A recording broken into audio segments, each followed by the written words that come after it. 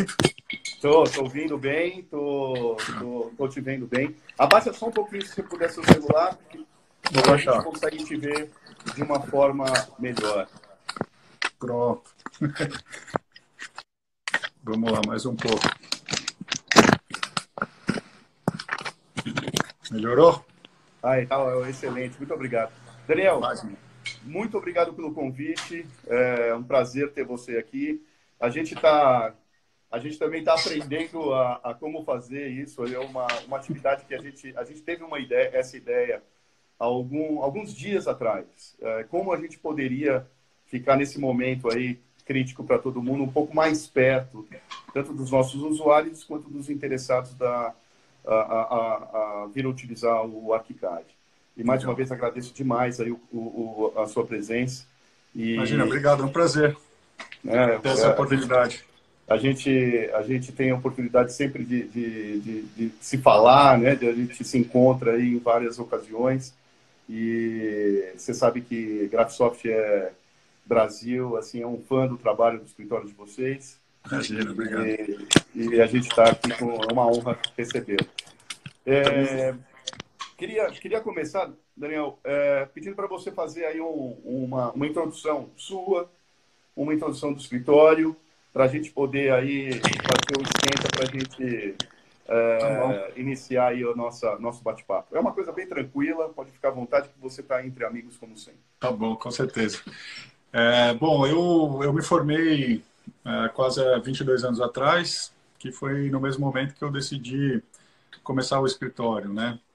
Acho que como muitos arquitetos acabam tomando essa decisão sem saber o que significa isso, né?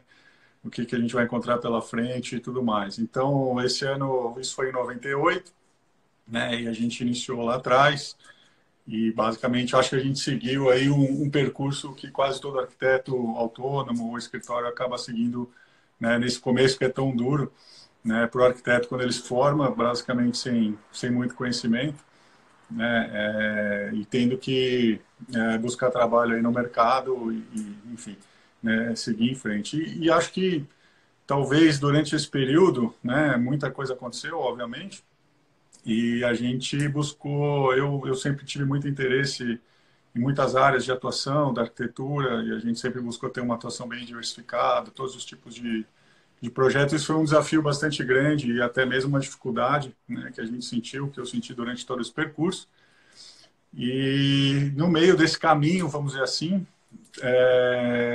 foi quando a gente também começou, eu sempre tive muito ligado a isso, a tecnologia, né? Quando eu comecei o escritório com meu irmão e mais um sócio que se formou com ele no Mackenzie, a gente não tinha nenhum projeto e naquela época eu já fazia maquete eletrônica, 3D, né? Eu já explorava bastante essa questão da tecnologia, foi uma coisa que sempre me acompanhou, né? Sempre gostei muito, né? E talvez isso nos levou também ao BIM em algum momento lá atrás, acho até no momento cedo, né, dentro do mercado brasileiro. Foi em 2006 que a gente começou a trabalhar, a investigar isso. E durante esse período a gente foi tendo uma série de oportunidades interessantes, né, que a gente conseguiu aproveitar, até a gente chegar num momento onde a gente realmente foi, vamos dizer assim, buscou talvez sair, né, foi ver o que tem aí no mundo, fomos tentar atuar em outros países, né, demos um passo aí de fazer um investimento para conquistar outros mercados, né, e basicamente esse é um resumo, né, bem resumido aí. Então, fazendo um gancho do que você acabou de falar, você falou de tecnologia, que a gente está provando, né, que a tecnologia hoje ela não é futuro, né, ela já é presente, principalmente na realidade que a gente está vivendo hoje. E como foi para o seu escritório decidir enfrentar o mercado externo? Como surgiu isso? Foi questão de demanda, questão de enxergar uma oportunidade ou uma questão de necessidade? Eu acho que foi um pouco de tudo, Gustavo. A gente não, né, pelo menos comigo não foi assim, um dia a gente resolveu, falou, não, precisamos, vamos buscar o mercado lá fora. Acho que claro, todo arquiteto sonha em fazer projetos, né? Tem os seus próprios sonhos, as suas próprias, vamos dizer assim, aquele momento íntimo onde você fica imaginando o que você gostaria de fazer e onde fazer. Mas a questão, falando de uma forma mais objetiva,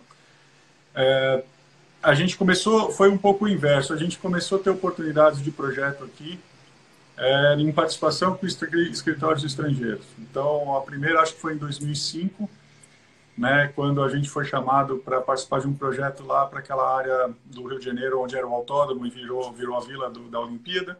Existia um plano também para equipamentos do Pan-Americano. A gente foi convidado pela empresa aqui no Brasil. Eles já tinham contratado um escritório alemão, porque esse escritório alemão era especialista em pistas de automobilismo, e na época ainda se pretendia deixar, né, o autódromo e construir a outra infraestrutura do PAN. Então, esse foi um primeiro contato que a gente teve, onde a gente pôde ver um pouco como é que, né, foi o nosso primeiro contato falando como é que esse pessoal funciona, como é que eles lidam com o cliente, o que eles apresentam, né, foi uma experiência interessante, né, e assim, a gente não faz ideia de como realmente as coisas acontecem lá fora, né, e não tem uma única forma, a gente aprendeu que cada país, cada cultura tem uma forma muito específica, mas a gente percebeu que tinha algumas diferenças que eram comuns, né, e que eram muito diferentes da nossa realidade. Mais para frente, a gente teve em 2007 algo similar, né, no projeto do Maracanã. A gente fez um projeto de uma fábrica para Michelin, onde a gente trabalhou com um escritório belga. Então, a gente teve algumas experiências aqui, né, onde a gente era o escritório local. Naquela época, nos falava muito em tropicalização, mas não era só tropicalização, na verdade, era uma divisão de trabalho, né? E acho que esse primeiro contato ainda não foi suficiente para a gente falar, olha, vamos ver o que a gente faz, será que a gente não consegue fazer o caminho inverso? Mas foi um primeiro contato que talvez iniciou dentro da gente alguma coisa dentro de mim que falou, pô, esse pessoal, né, trabalha igual ou pior do que a gente, né? Assim, eu tive um contato diferente, naquela época ainda não tão intenso como eu tive posteriormente, que eu vou comentar. Mas a gente falou, o pessoal faz, né? Eu me lembro de uma reunião que a gente teve em 2005, onde a gente tinha ficado com o projeto da piscina, do parque aquático. Não esse que foi construído por o PAN, um outro projeto. E eles estavam com outras áreas, né? E eles iam na reunião e eles levavam croquis, sketch. Naquela época, né, 2005, ainda não se falava muito em BIM, etc. E a gente ia na mesma reunião e a gente apresentava desenhos CAD, coisas um pouco mais prontas nesse início. E eu me lembro, o arquiteto alemão chegou para mim e falou assim, mas a gente nunca apresenta CAD nessa fase inicial, né? A gente só trabalha com rascunhos e com croquis, coisas mais conceituais, a gente só vai para o CAD, a gente só vai... no fundo, ele estava querendo dizer que ele só ia empenhar um tempo maior de desenvolvimento ou de detalhamento depois de um conceito aprovado, né? E eu tentei explicar, olha, e assim, ele sentiu isso, assim, aqui no Brasil é um pouco diferente, né? O cliente já quer ver muita coisa numa fase muito adiantada, né? A forma de representação, enfim, era um pouco do que a gente já vivia. Então, esse foi um primeiro... Eu me lembro que isso me marcou bastante. Não mudou muito na nossa vida, porque a gente continua atuando aqui e continuamos tendo que fazer, né? Gastando muito pouco tempo para o estudo, né? Tendo que dar respostas muito rápidas naquela fase que é mais importante, né? Mas era um pouco do nosso mercado. E aí, com o passar do tempo, com o projeto dos estádios, onde a gente interagiu com outras empresas mais disciplinares, estrutura, né, de catering, enfim, alguns consultores específicos, a gente foi intensificando um pouco, a gente foi tendo outras oportunidades, e a partir disso eu comecei a viajar um pouco para fazer apresentações do projeto do estádio ao redor do mundo, né, através de convites em eventos específicos de entretenimento e esportes, né, e aí você vai tendo um contato maior, enfim, isso foi ampliando bastante, né, o nosso horizonte, vamos dizer assim, um pouco da compreensão, mas ainda sem atuação profissional, né, mais de conhecimento de mercado. E em torno, foi provavelmente por volta de 2013, né, quando a gente, acho que foi 2013, a gente ganhou um prêmio internacional do Maracanã, na categoria Retrofit, da Architectural Review, e a gente foi receber esse prêmio lá em Cannes. E esse prêmio ele foi dado na mesma época que tem uma feira do mercado imobiliário mundial muito importante, que chama MIPIM, né, uma feira que a gente não conhecia, e é uma feira onde vai gente do mundo inteiro. E a gente circulou pelaquela feira, né? Apesar de não ser o negócio que a gente atuava naquela época, que era o mercado imobiliário, mas a gente viu toda a quantidade de arquitetos, empresas, estandes do mundo inteiro, o investimento que pessoas de vários países, países como a Turquia, não só os países tradicionais da Europa ou os Estados Unidos, mas assim, países que às vezes a gente nem dá tanta atenção ou né, não olha tanto o que está acontecendo naquele país com relação à arquitetura, todos com uma presença muito grande nesse evento. Né? E chamou a atenção que não tinha nenhum escritório brasileiro, não tinha nenhum stand brasileiro. Né? A presença do Brasil era quase nenhuma num mercado que aqui é muito forte, o mercado imobiliário é bastante forte aqui. Né? Isso chamou a nossa atenção e falou, pô, tem alguma coisa aqui que está... Né? Isso é porque aqui, tudo bem, nosso país é muito grande, né? Então, assim, se você atuar aqui em vários estados, já é quase como você atuar na Europa, por exemplo, né? Você fazer um projeto aqui em São Paulo, no Sul, no Nordeste, a gente fez projeto em Manaus, são realidades, então já é um mercado muito amplo, né? E aí a gente ainda dá esse passo para fora, parece ser um passo muito grande.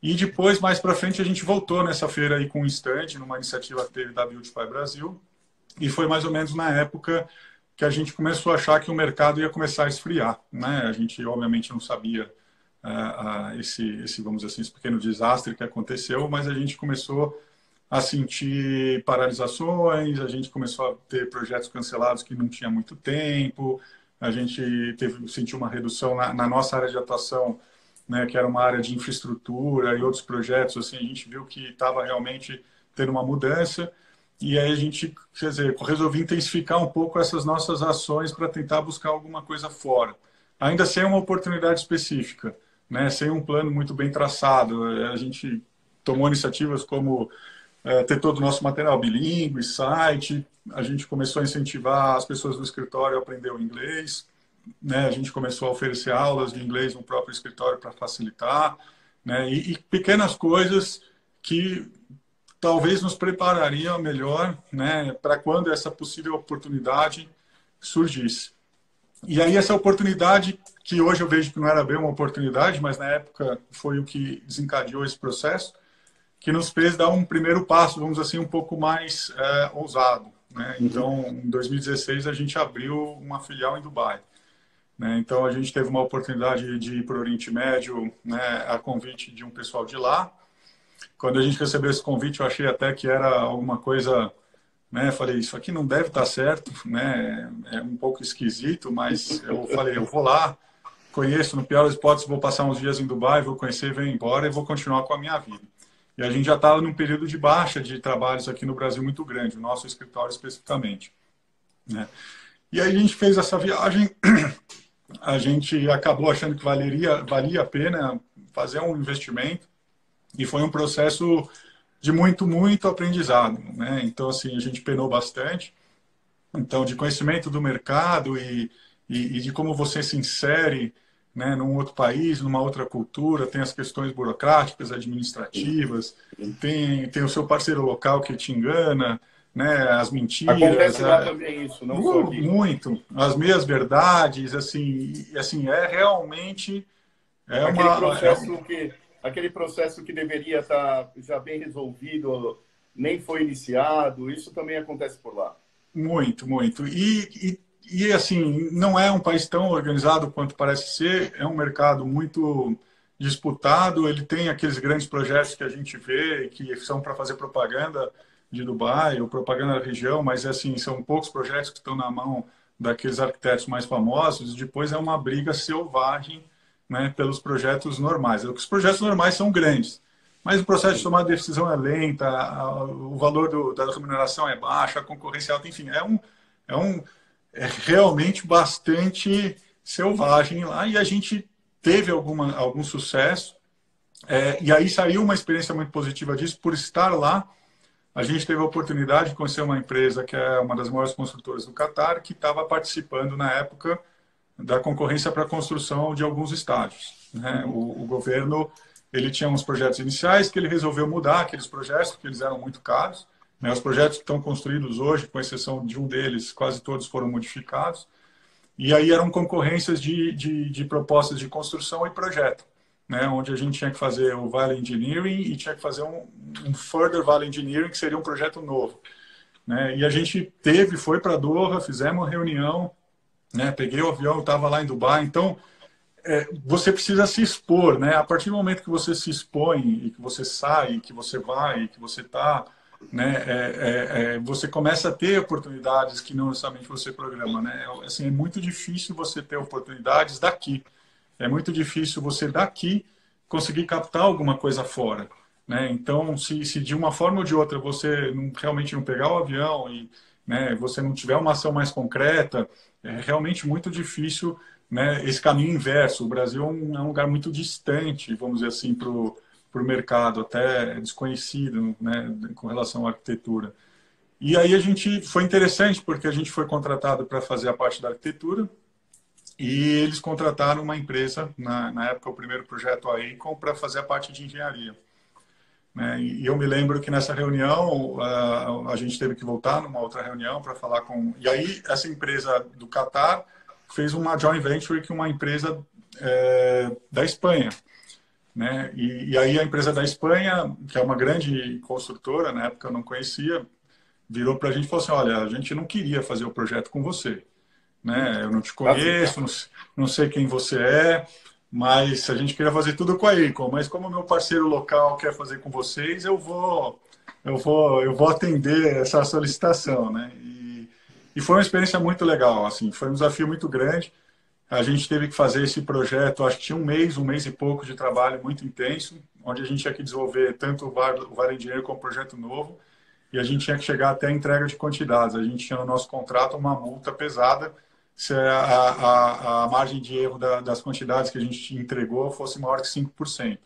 Né? E aí, assim, eu gosto de citar isso como exemplo no caso do BIM. Né? Então, na época, a gente já fez todo esse trabalho com ArchiCAD, a gente já tinha uma experiência grande em estádios e a gente já tinha uma experiência que a gente foi desenvolvendo por conta dos tipos de projeto, a conseguir extrair quantidades e informações de um projeto básico ou executivo sem ter um projeto básico executivo. Então, a gente tinha que ter um projeto que era FIFA Compliance, tinha uma série de requisições, era super, hiper complexo e ainda tinha que gerar essa lista de quantidades.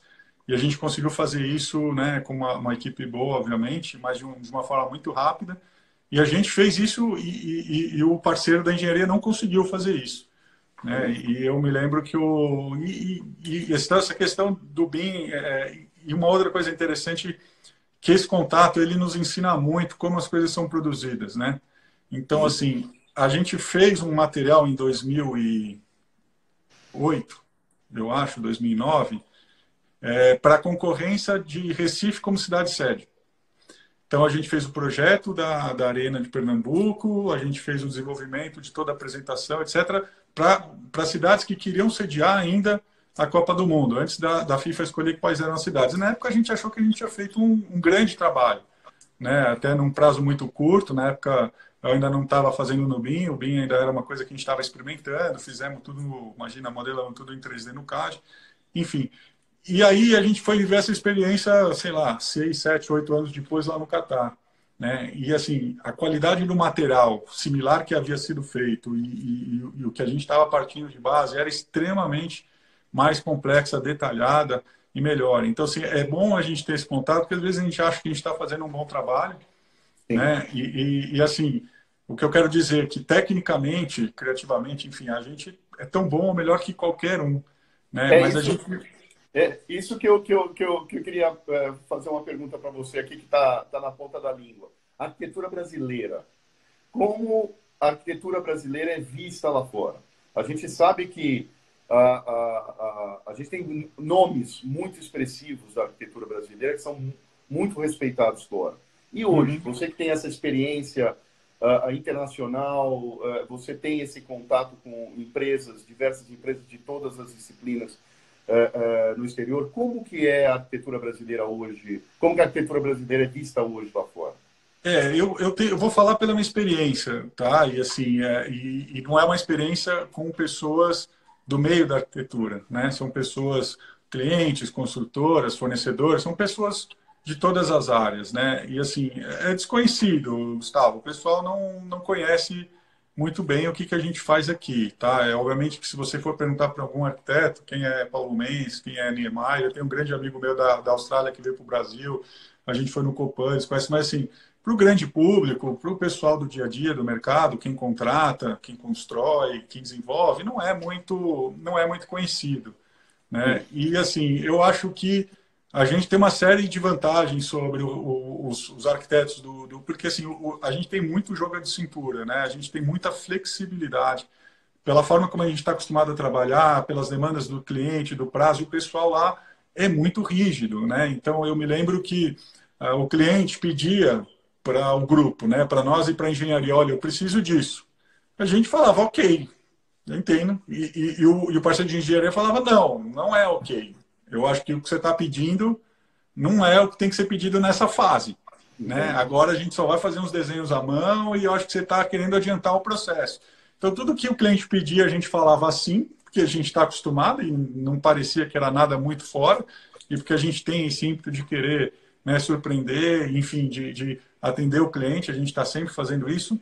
E lá a relação dos projetistas é um pouco diferente. Eu diria que eles estão um pouco acima da cadeia. Eles têm realmente um pouco mais de influência, mais controle, né? Muitas vezes eles até mandam no cliente e a gente é o inverso.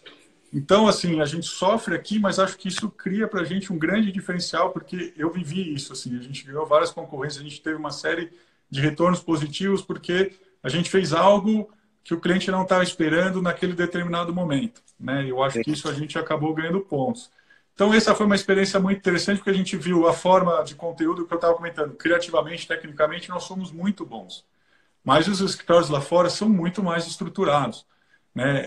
Eles têm mais mão de obra, eles têm uma equipe mais ampla, né? Eles às vezes têm mais recursos, eles incorporam consultores diversos, né? E eles geram um material mais robusto, né? Então, assim, aquilo que é a alma do projeto é a mesma, mas assim, o entregável é mais robusto, né? O nível de informação é melhor. Então, foi muito legal a gente participar disso, porque a gente aprendeu muito e a gente pôde ver o que normalmente se entrega dentro daquele universo, naquele momento, para aquele tipo de concorrência, né? Então, foi um aprendizado bem interessante. A gente fez um segundo, né? Infelizmente, eles ficaram em segundo no preço, a gente acabou não ganhando, mas foi um aprendizado muito interessante. E a partir disso, a gente começou a fazer algumas parcerias com empresas de engenharia na região.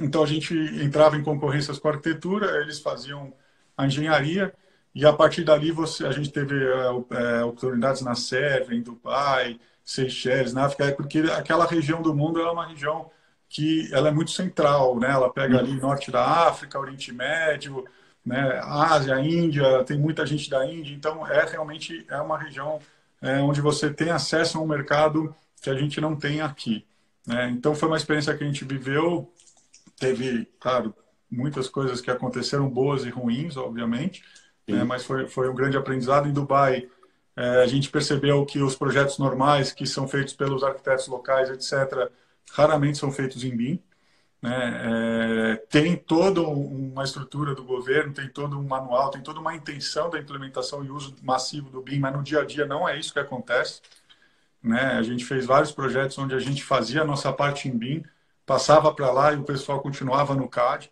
né? Era bastante frustrante, mas bom, né? Porque acho que é um diferencial competitivo que a gente tem. Então, assim, eu acho que o Brasil realmente está atrás de outros países com relação ao BIM, mas não está atrás de todos os países, né? Eu acho que isso não é uma coisa universal. E a partir disso a gente foi, né, tendo outras oportunidades e alguns projetos aqui na América Latina, né, projeto no Chile, enfim, prospecções, contatos, a gente participou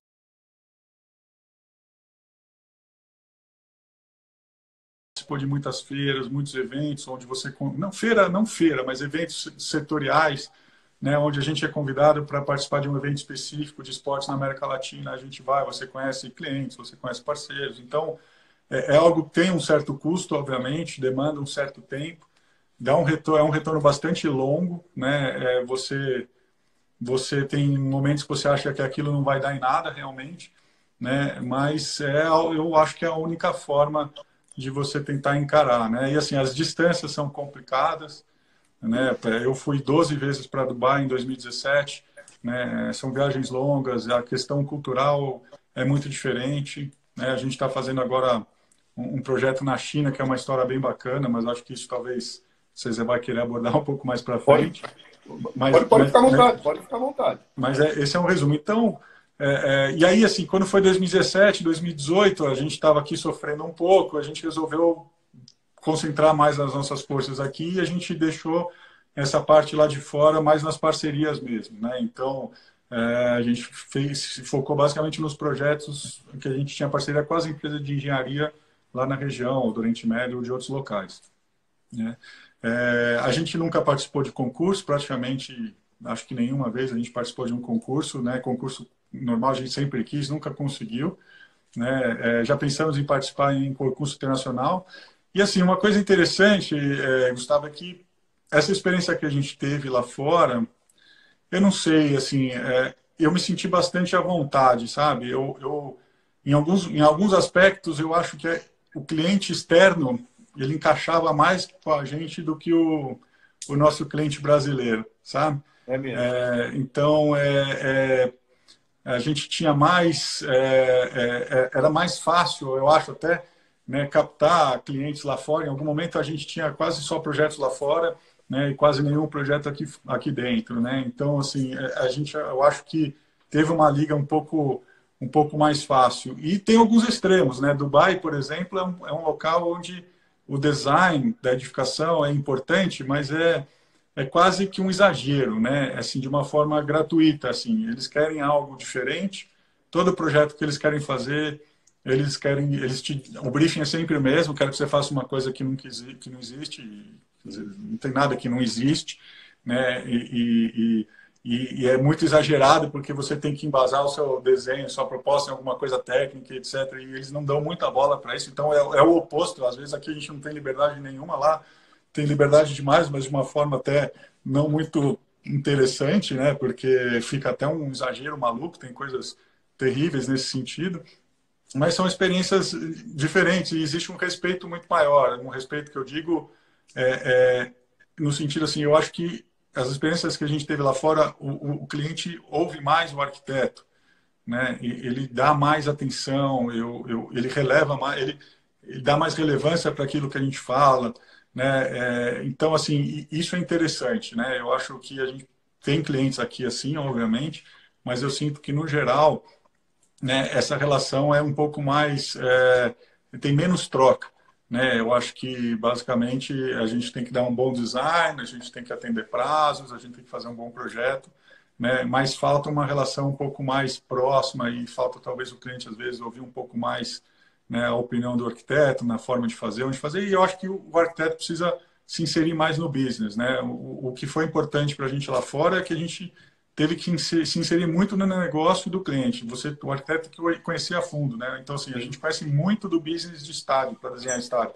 A gente teve que aprender, né, o que é um estádio, como que ele dá dinheiro, como que ele gera receita, o que é importante, o que vende, o que não vende. Como qualquer negócio, não é só o imobiliário, né? Todo projeto tem o seu cliente. Então, esse envolvimento no negócio é importante. O cliente lá fora, ele não quer só que você seja o designer do edifício, né?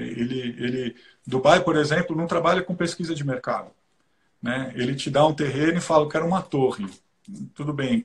Que não tem questão de aproveitamento, né? Privativa construída, privativa terreno, taxa de ocupação. Qual que é o negócio? O que você quer? Falou, não, como eu quero? Você tem que me sugerir, né? Então eu falei, não, mas como eu tenho que sugerir? Então, o primeiro é totalmente inverso. Veja, estou pegando um caso que não é que é assim em todo lugar, estou falando de Dubai especificamente, né? Então você sugere e aí depois ele vai pegar aquilo e ele sai com aquilo embaixo do braço e ele começa a ter conversas, né, com players e com investidores, etc., para o pessoal palpitar em cima daquilo e ver se aquele produto, entre aspas, né, mais ou menos casa com o que precisa ser feito. Então, são realidades bem diferentes. Eu acho que isso é de cada país, né? Mas realmente eu sinto que os escritórios são muito bem estruturados, né, são mais profissionalizados, né? Então, assim, tem uma estrutura de apoio um pouco maior, né? E isso dá um certo ganho competitivo com relação, acho que, os escritórios aqui no Brasil no geral, né? Claro, tem escritórios muito bem estruturados, etc., né? E eu não digo de tamanho de pessoas, né? Tem escritórios não muito grandes, por exemplo, na Alemanha, que a gente conheceu, que são muito profissionais, né? São muito eficientes né? Desde a forma da comunicação, narração, né? Enfim, tem uma série de pequenos detalhes que são importantes com esse cliente internacional, onde você tem que dar um atendimento completo, né? Desde a comunicação, a questão da língua, né? O conhecimento específico, participação nas reuniões, é, é um pouquinho além do que a gente está acostumado. É uma coisa muito interessante que você tem comentado e que fica claro aqui na nossa conversa. O escritório de arquitetura ele tem que se preparar não somente para desenvolver os projetos, desenvolver design, mas ele tem que se preparar também com tecnologia, tem que se preparar focado no negócio, aonde ele quer, que tipo de projeto ele quer fazer, para quem ele quer fazer e conhecer o negócio do cliente dele para ele efetivamente ter essa possibilidade de desenvolver e adquirir confiança do cliente.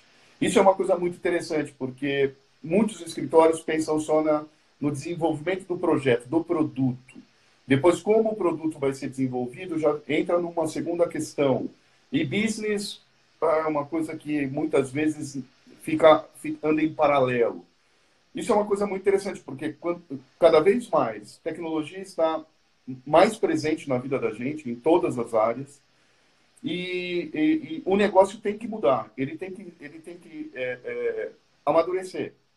E o que você está colocando é uma coisa muito interessante, porque hoje o arquiteto ele não é só um arquiteto, ele é um empresário, ele tem que ser um empresário e que tem não com certeza todo mundo não tem a capacidade de conhecer tudo, mas ele tem que ter uma equipe bem estruturada por trás dele, dentro do escritório, que possa abarcar diversas experiências. Isso é muito, muito interessante. Não, é muito importante, porque aqui no nosso mercado local a gente conhece bem o mercado. E você se molda ao seu mercado, né? Exato. Quando você vai para outros mercados, e aí não é só uma questão cultural, e são mercados que são, eu acho que são mais maduros nessa questão profissional da atuação do escritório, é difícil para a gente, é complicado, porque assim, numa primeira reunião que nem eu tive em Doha, eu sentado com a pessoa, ela não está vendo o que está por trás de mim, né? Ela entra lá no meu site, ela vai ver lá o estádio disso, daquele outro, vai ver que os projetos são grandes, está conversando comigo, mas ele não faz ideia do tamanho do meu escritório, quantos profissionais são, etc. E é bom que não faça mesmo, Sim, né? Então, sim, quando a gente não é fez, necessário. mas a gente precisa estar muito preparado. E assim, a gente não vai ter estrutura sobrando e lá sem uso ou uma superestrutura para quando precisar colocar ela em prática. Então, assim, o que a gente foi aprendendo, importantíssimo você ter um plano, né, você saber o que precisa ser feito, ter um plano de ação que você possa implementar muito rapidamente, para que se a oportunidade aparecer e você tiver que iniciar ela amanhã e dar a resposta que você precisa dar, você tem que estar pronto para dar as respostas, porque se assim não tem como você esconder desse cliente depois de 2, 3 semanas, né, que você não tem capacidade ou que aquilo lá você pode até fazer isso no começo, né, mas as respostas têm que ser muito rápidas. Então, que foi o que acho que a gente conseguiu fazer, né? Então já sabia um pouco, já tinha alguma experiência, já tinha passado por várias situações, sabia um pouco como funcionava, né? Então, quando a gente teve a oportunidade, a gente falou, olha, agora vamos ter que entregar, né? E a gente fez um grande esforço, tinha, o que eu disse, profissional aqui é tão bom quanto ou melhor do que o profissional lá fora, né? Então, mas assim, mentalmente, é um outro modelo, né? Assim, realmente é uma outra postura, né? E você tem que ouvir mais, você tem que, no começo, entender como é que funciona, o que, que agrada o cliente, o que, que não agrada, né? Tem horas que a gente não entende o que, que eles querem, tem horas que eu perguntava, tem horas que eu não sabia se eu devia perguntar, se era melhor eu Sim, descobrir, né? Se sim. aquilo mostra alguma fragilidade. Então, é todo um processo de descoberta, né? Amadurecimento, e eu acho que isso, enfim, hoje a gente cresceu muito com isso, aplica hoje no nosso dia a dia, né? Tem sido uma experiência interessante. Sobre a China, que eu acho que é uma coisa recente, é totalmente diferente do Oriente Médio, eu acho que vale a pena contar por conta de que assim um país realmente, né? Então a gente foi convidado para um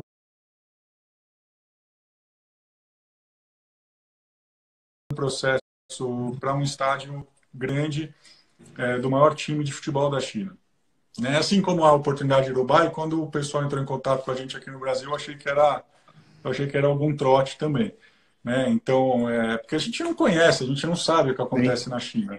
Né? E a gente ouve muita história, olha lá, é assim, cuidado, o pessoal é difícil, enfim, né? Um pouco. No final, realmente era um processo, e lá na China a gente vai descobrindo as coisas aos poucos. Né? Então, a gente teve que começar um trabalho de imediato. Né? Ele perguntou, você aceita começar já o trabalho? Porque a gente tem pressa, sem contrato, sem nada? Eu pensei comigo e falei, ué, vou começar, né? Quantos estudos de viabilidade a gente faz no risco aqui no Brasil, né? Então, e no final deu tudo certo, a gente assinou o contrato, mas o que a gente descobriu? A China, ela tem uma forma bem particular de contratar projetos. Então, assim, ela convidou de 18 a 20 arquitetos do mundo, né? E aí tem a Icon, a Herzog de Meuron, a Gensler, a Populus, escritórios alemães. A Austrália convidou os projetos, os escritórios de arquitetura mais conhecidos do mundo, né? Que tinham projetos de arena, e a gente. Né? E eles pediram 3 conceitos para cada escritório. Né? Pagaram, né? Pago, não no risco. Então, eles receberam quase 60 estudos diferentes. E a gente pensando, mas como é que eles vão conseguir? Né? Vão receber 60 estudos diferentes. E assim, e uma demanda muito grande, Gustavo, que eu estava explicando. Assim, a gente assinou um contrato onde a gente te entrega 2 dias depois. Né? E aí eu fiz a reunião 2 dias depois. Eu não tinha nada para mostrar 2 dias depois. Né? Eu até tinha começado a montar, a gente tinha uma base, né? Comecei a montar uma coisa muito conceitual 2 dias depois, né? Fazendo videoconferência pela internet, compartilhando tela, mandei o material, os caras imprimiram. E aí ele olhou aquele nosso conceito de 2 dias e virou e falou assim, olha, nosso engenheiro aqui está calculando que um estádio desse precisaria ter 100 pilares. A gente não está vendo nenhum pilar no seu projeto. Aí eu falei, veja, você não consegue nem... Né? Então, assim, teve uma barreira inicial grande. Você tem que ter calma nessas horas. A gente teve várias rodadas, etc. E com o tempo... E o que eu percebi? Que aquela pergunta não era uma pergunta necessariamente técnica. Eu senti que, naquele momento, o pessoal estava inseguro. Né? Porque assim, esse pessoal eles contratam os chineses, mas ele tem lá um CEO, um chairman, ele tem toda uma estrutura, esse pessoal tem que dar resposta. Né? Então, assim, e existe uma insegurança, né? Sempre, no começo de qualquer projeto. Eu acho que esse começo entre projetista e cliente que nunca trabalhou junto, sempre tem uma... Então, eu via que, no fundo, essas perguntas, elas vinham de talvez uma insegurança se a gente ia conseguir entregar o que eles gostariam. Com o tempo, isso obviamente foi passando, a gente teve várias rodadas, fez milhões de projetos, passou por um processo longo, seguiu lá todas as etapas de contrato, e aí a gente foi convidado para ir apresentar esse projeto lá. Isso foi um pouquinho antes do primeiro caso de coronavírus, foi acho que final de novembro do ano passado. Né? Quer dizer, agora eu sei que foi um pouquinho antes, porque a gente ficou sabendo que foi em dezembro. E a gente ficou sabendo que nós fomos uma das empresas selecionadas dessas 20 empresas. A gente não sabia quem era, a gente foi descobrindo quem eram as empresas participantes. Cheguei lá, né, em Shenzhen, e a gente descobriu que eram 6 empresas. Então, daquelas 20, eles selecionaram um estudo de cada uma dessas 6 empresas e ficaram 6 alternativas para continuar no processo. Teve lá reuniões, apresentações, uma série de particularidades, curiosidades que não tem nada a ver com a arquitetura. Né? Eu imagino. Para você ter uma ideia, a reunião ia ser em Shenzhen, a gente foi todo mundo para Shenzhen. À noite eles falaram, a reunião não vai ser mais aqui, vai ser em Beijing, porque o cliente, o dono, o chairman não pôde vir para cá. Então a gente vai entrar no avião particular dele e vamos todo mundo para Beijing. Aí fomos lá, de manhã, entramos no avião particular dele, que era um Boeing gigante. Fomos lá para Beijing, chegamos lá, fizemos uma reunião e aí cada um, quer dizer, a gente estava todo mundo com hotel, passagem para uma outra cidade, levaram a gente de avião para um outro lugar, não levaram de volta. Né? E aí estava todo mundo numa outra cidade sem saber como é que ia voltar, liga, tenta transferir passagem, puseram no hotel, voltei. No final deu tudo certo, mas é uma coisa muito formais, muito educados, muito respeitosos, né? Assim, durante todos esses processos eles pediam, olha, você tem que melhorar o seu design. Ok, quais são os comentários? Tem comentários? O que você acha que a gente tem que melhorar? Não, a gente não vai falar porque a gente não quer influenciar o seu trabalho. A gente quer te dar a liberdade total. Mas eu cheguei no momento que eu falei assim, mas se vocês não me derem nenhum, depois da 10ª rodada, assim, vocês não podem me dar pelo menos uma dica, né? Porque senão eu vou para a direita e vocês estavam imaginando que eu fosse para a esquerda. Na hora que eu dei essa abertura e insisti, aí veio uma lista com um monte de itens. E foi engraçado que no meio do processo eles estavam fazendo vários comentários. Aí chegou um e-mail falando, olha, o Sherman falou para vocês esquecerem todos os nossos comentários, esquece tudo que a equipe falou, vocês fazem o que vocês quiserem. Então, assim, eles têm esse respeito e a gente fez processo. Aí desses 6 ficaram 3, né? E aí a gente um dia estava fazendo uma ligação, estava achando que estava suspeito, eles falaram, vocês ganharam o processo, né? O projeto de vocês é o que foi escolhido. Eu falei, bom, então, ótimo, agora nós vamos fazer um projeto de estágio, né? Um projeto de 4 meses, um processo longo de 4 meses, 30 alternativas, todos esses escritórios grandes do mundo participando. Foi muito legal, a gente ficou muito contente. E aí, quando a gente achou que agora a gente ia levar, ele falou, não, mas o Sherman acha que seria legal também testar um estádio em forma de flor de lótus. Eu falei, putz, agora vamos ter que começar isso tudo de novo. Aí começou. Então, assim, a gente está nesse processo. Né? E aí, no dia 12 de abril, vai ser apresentado o nosso estudo com um outro de formato de flor de lótus para o governo escolher. Mas, assim, uma demanda muito grande, um acompanhamento que eles fazem do projeto muito intenso, reuniões e apresentações muito longas. Existe, assim, não dá, eles não deixam você respirar, sabe? Eu acho que é uma forma de manter a intensidade do processo. Quando a gente foi lá nessa reunião lá, com outros 5 escritórios, era Gensler, Populus, GMP, tinha mais um escritório alemão, outro britânico, eram escritórios muito grandes, né? E o Sherman basicamente falou assim, olha, vocês precisam trabalhar mais. Eu não gostei ainda muito de nenhum desses projetos. Então eu vou cancelar a reunião da tarde porque vocês precisam trabalhar mais, né?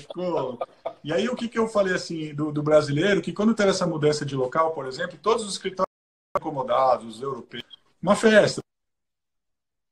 Para mim estava tudo bem, não estava preocupado se ele... Porque a gente está acostumado com essas mudanças, né? A gente não tem tanta rigidez nisso. Né? Então, assim, está sendo uma experiência bastante interessante. Eles trabalham demais lá. Demais, demais. Essa empresa, que é a maior incorporadora da China, ela é uma empresa incorporadora que é dona do estádio, mas ela incorpora. Né? A maior incorporadora fatura mais de 1 trilhão por ano.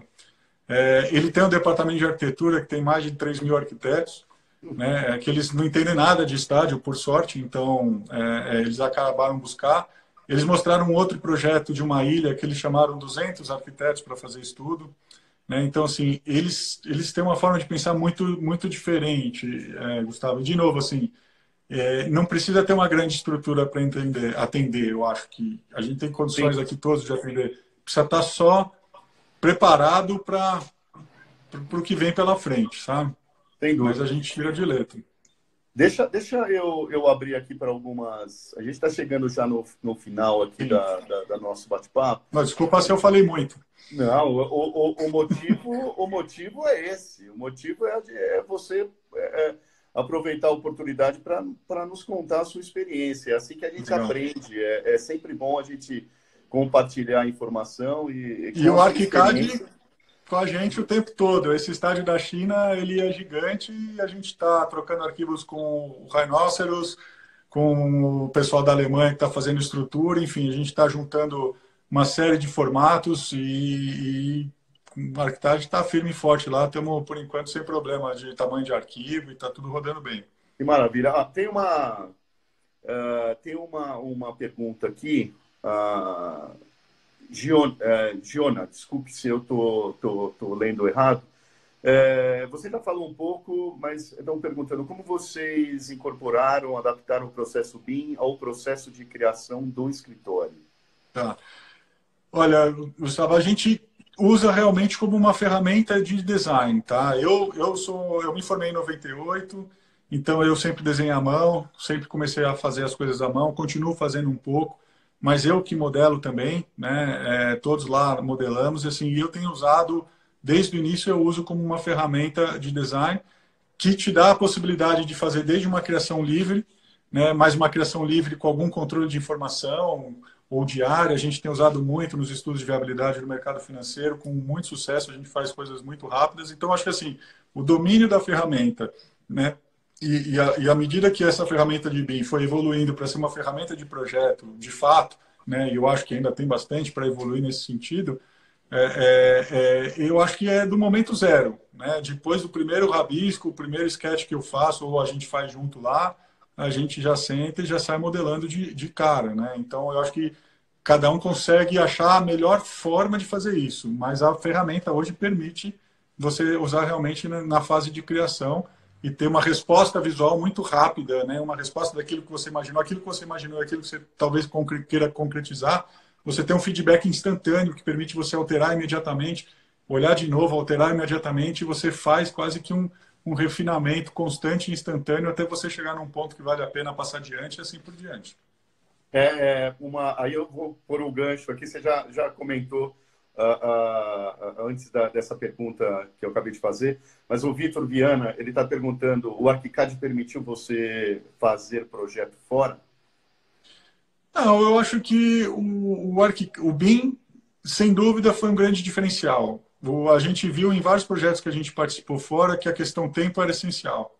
Ou a questão tempo e o que você entrega naquele tempo pré-determinado e o resultado era essencial, né? A gente fez um projeto de uma ilha lá em Dubai que sem o BIM seria impossível a gente entregar qualquer ou comunicar sequer o nosso conceito, porque ou era um master plan sem graça em 2D, ou era de fato a ilha inteira em 3D com todos os seus edifícios, né? Então tem horas que não tem meio termo, é 8 ou 80, ou você entrega algo que comunica pouco, ou você entrega algo que comunica muito. Às vezes o meio do caminho não funciona dependendo da situação que você está.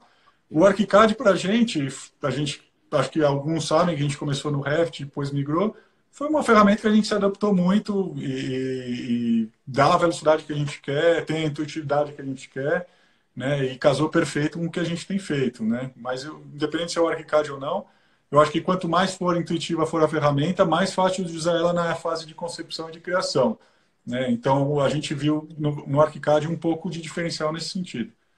Muito bom. Tem um comentário aqui, um comentário, não é uma pergunta, da equipe BIM. Orgulho de ver um DNA brasileiro com esse know-how internacional. Dando um parabéns aí para a equipe da Fernandes. O Vitor, mais uma pergunta. Como você trabalha com ArchiCAD à distância? A gente está nessa situação hoje, a gente tinha duas opções, ou levar os computadores que cada um usa no escritório para sua casa, e a gente achou que a gente ia ter um problema de internet, a gente está numa infraestrutura compartilhada que a gente não conseguia ter muito controle. Então, a gente manteve os equipamentos no escritório, né, cada um do seu notebook na sua casa conecta nessa sua máquina, no seu desktop, no seu workstation que está no escritório e tem usado remotamente. Né, com exceção de alguns momentos onde a conexão falha, que não tem a ver com o ArchiCAD, tem a ver mais com a internet ou com a conexão, a gente já está assim há uns 7 dias e o feedback tem sido positivo. A gente tem trabalhado. É 100% igual estar lá? Não, talvez não seja 100%, mas está permitindo a gente continuar normalmente, né, com os nossos trabalhos. Então, a gente tem uma conexão VPN, né, e a gente acessa as máquinas que estão lá. As nossas máquinas são máquinas que têm 5, 6 anos já, Gustavo. Não são máquinas novas, tá? Faz um tempo que a gente não renova isso. Né? E claro, tem projetos, um ou outro momentos onde você tem uma dificuldade, tem que esperar um pouco, mas a gente nunca sentiu nenhuma dificuldade que impedisse a gente de seguir e seguir rápido. Vitor, mais uma pergunta do Vitor Viana aqui. Vocês usam parametrização? Pouco, né? A gente deveria usar mais. Eu acho que isso é extremamente importante. Quem puder investir nisso, investe. Eu acho que a parametrização, no começo, ela é usada muito para questões complexas, mas ela pode ser usada até para, né? Pode ser usada, aplicada para coisas corriqueiras e do dia a dia. E a gente tem usado pouco nesses últimos 2 anos, mas é algo que a gente provavelmente vai investir e tentar retomar. Né? Mas quem tiver oportunidade, investe porque vale a pena. E a Caroline Alves, ela está perguntando, vocês usam templates específicos para cada porte de projeto? A gente é terrível em template, nossos templates são uma porcaria ou quase inexistente. Então, assim, eu acho que todo escritório tem seus pontos fortes e seus pontos fracos, né? Eu acho que template e organização talvez não sejam dos nossos pontos pontos fortes. Mas a gente já foi mais neurótico com isso, Gustavo. A gente descobriu que o template ele ajuda, ele é importante. Como a gente tem essa variedade de projetos que muda muito, a gente teria que ter muitos templates, mas assim, a gente sabe que é importante, a gente deveria investir um pouco mais nisso, mas hoje eu acho que não é o item mais importante. Eu acho que você, cada escritório, tem que pesar como usar o seu tempo e saber a importância que o template tem ou não, né? E se vale a pena você gastar mais tempo ou não, né? Então, assim, eu acho que tem que ser feito, a gente deveria estar fazendo mais, a gente deveria ter isso mais montado, né? A gente começou no ArchiCAD faz 4 anos, já deu tempo para ter alguns templates, a gente não tem até hoje. Assim, e também não tem porque o nosso escritório está sempre tentando mudar e rever as coisas, sabe, Gustavo? A gente nunca acha que aquilo que a gente está fazendo está sendo feito da melhor forma. Talvez isso seja uma dificuldade. A gente também está sempre achando que tem alguma coisa e ele parece que está sempre incompleto. Mas é importante, sem dúvida. Tá bom. Daniel, para a gente encerrar, queria que você, por favor, desse aí uma sugestão aí para quem está ouvindo a gente, que principalmente para os que estão iniciando a fase de BIM, né? Queria que você fizesse esse fechamento aí com essa sugestão para o pessoal que está ouvindo a gente, por favor. Gustavo, eu acho assim, a tecnologia ela é fundamental, ela não é o que define o arquiteto, não é o que vai você, né, mas assim, se ela está aí e não usar a tecnologia é um desperdício muito grande, né? Então assim, sempre tem que explorar isso ao máximo, eu incentivo, né? A gente entrevistou ontem uma arquiteta que se formou em Buenos Aires e ela tinha curso intensivo de Grasshopper na faculdade, né? O mundo inteiro investe nisso, os arquitetos que estudam nos outros países investem nisso, né? Todo mundo investe nisso. Por que a gente não deveria investir nisso? Eu acho que falta um investimento maior. Eu acho que o BIM, o ArchiCAD, enfim, é uma porta de entrada, né? Mas a partir dessa porta de entrada, eu diria para o pessoal, não fique só aí, né? Vá a fundo e essa ferramenta vai permitir que você, né, exerça a sua profissão de uma forma muito melhor, mais eficiente e mais criativa. Daniel, agradeço muito mais uma vez a sua presença. É Obrigado. muito bom sempre conversar com você. Sempre bom falar de arquitetura contigo. Eu aprendo muito contigo também. É muito bacana essa troca, essa disponibilidade que você tem aí sempre para conversar com a gente. Muito obrigado. Obrigado, Gustavo. Obrigado.